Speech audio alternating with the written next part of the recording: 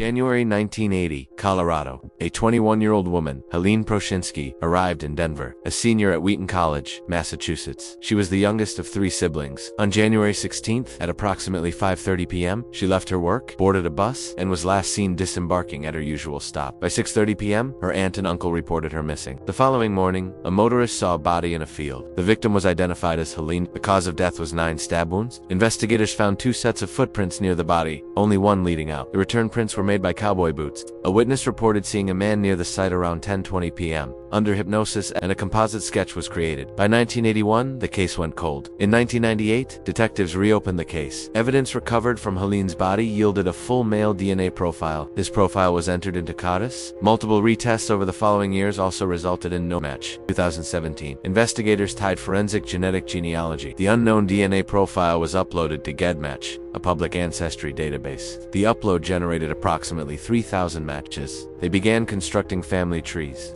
using birth records and obituaries, cross-referencing this information to identify a man who would have been the correct age and resided in Colorado in 1980. Months later, the family tree narrowed to a single extended family, specifically focusing on 2 living brothers with ties to Colorado in 1980. The older brother was identified as a primary suspect due to a history of sexual crimes. Undercover detectives tracked him to Arizona. They collected a discarded water bottle for DNA sampling. It was not a match. This result redirected the focus to the younger brother, who had seemingly vanished decades prior. They found that the younger brother had a 1975 conviction for rape at knife point, receiving a 30-year sentence. He served only 4 years and was paroled in March 1979, just 9 months before the murder of Helene. In 1982, he legally changed his name and worked as a long-haul truck driver. For 4 decades, he walked free. By late 2019, detectives were confident in the suspect's identity and location in Florida. Detectives collected a direct DNA sample after watching the suspect enter a bar and drink from a mug. The result was a perfect match to the DNA profile